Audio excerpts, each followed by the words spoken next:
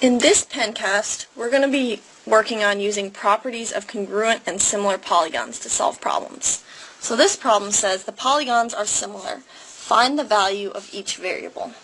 Okay, so let's start with the triangles. Alright, so we know that for two things to be similar, the corresponding angles have to be congruent, and the corresponding sides have to be proportional. So they're telling us that these two things are similar, and we need to find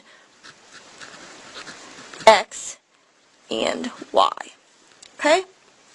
So the first thing we want to do is come up with a similarity ratio. So in this case, we know that the side of the big triangle that is equal to 20 is proportional to the side of the small triangle that's equal to 10.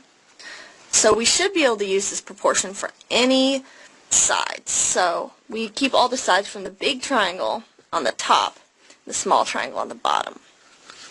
So 20 over 10 should be the same as 12 over y, because 12 is the side of the big triangle, y is the side of the small triangle that corresponds to that. So to solve this, we cross multiply, and we get 20y is equal to 12 times 10.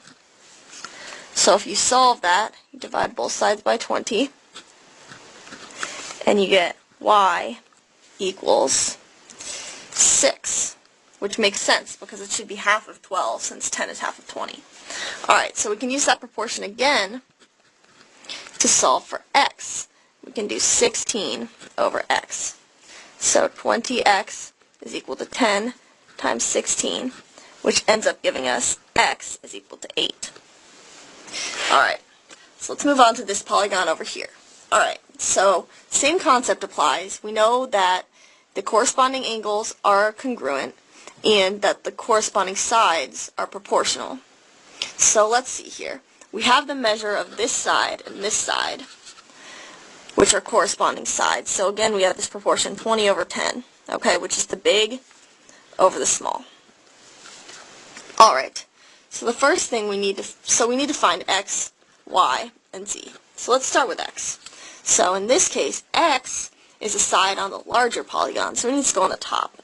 And its corresponding side, right here, is 20, so that goes on the bottom. So now we cross multiply, and we get 20 times 20 is equal to 10 times x. So we divide both sides by 10, and we end up with x is equal to 40. Okay? So we can do the same thing. 20 over 10 is equal to, for y, so y is on the small shape, so it needs to go on the bottom. The corresponding side to y is right here, 70.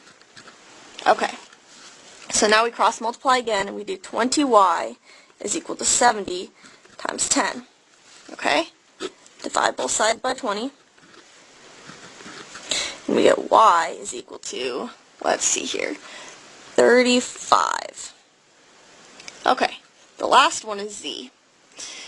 So again, the same proportion. We can use the same proportion for every single one. So let's see here. Z is on the small shape, so it needs to go on the bottom. And its corresponding side is 30, so that goes on the top. Cross multiply, 20z is equal to 30 times 10. Okay, divide both sides by 20 to get z is equal to, let's see here, 15. Okay, so that is how we use